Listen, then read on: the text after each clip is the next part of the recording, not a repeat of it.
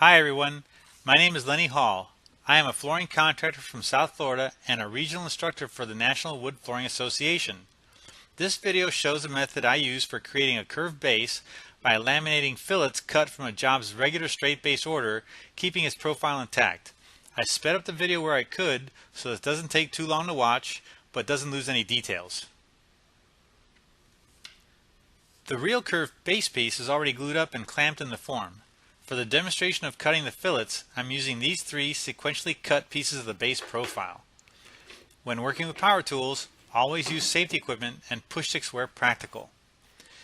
Before you start cutting your base pieces, make sure your table saw is set for a true vertical square cut. The first piece to cut is for the back of the base profile. The fence is being set up to rip 1/4 inch thick.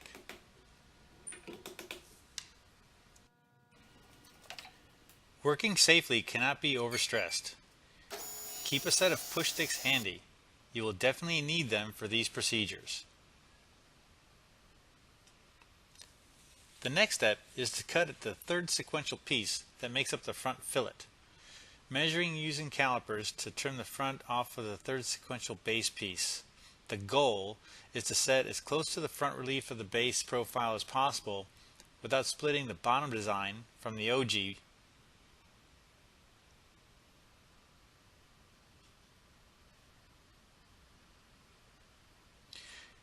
Take great caution while cutting such thin strips. Patience and again, push sticks are a must.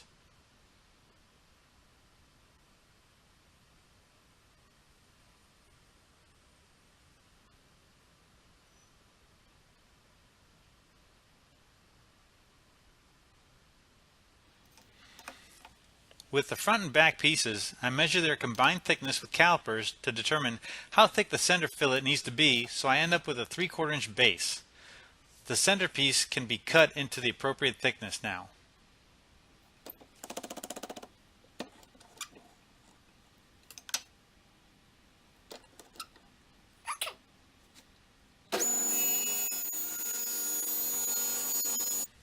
I now have my basic profile in 3 fillets.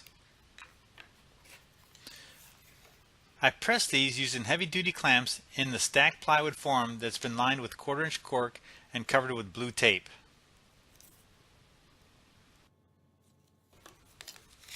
The cork evens out the clamping pressure, and I place additional strips as needed that fills in the thickness differences from the base profile to the form.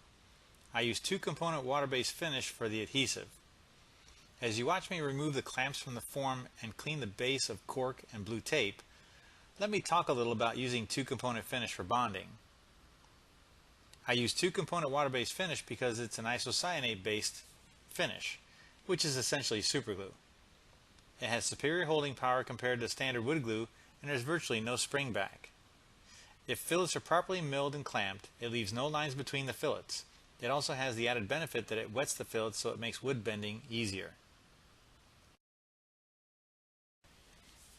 The 2 component sometimes gets around the blue tape and is forced into the open grain from the clamp pressure, so clamping and sanding cleans the blue tape and residual finish out of the grain. Sand sufficiently to blend the fillet seams. All in all, this took around 90 minutes total time over 2 days. 20 minutes to build the form, 30 minutes to trim the fillets, 15 minutes to prep the form and fillets with blue tape and cork, and 5 minutes to clamp it all together. The next day, cleanup and sanding was about 15 minutes. When done, I have a curved base that looks like it was done using a shaper molder.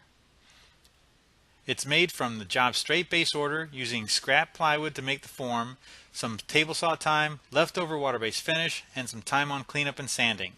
So in just about 90 minutes, I created something from scratch that I can sell for well over $1,000. I hope this was helpful. See you guys next time.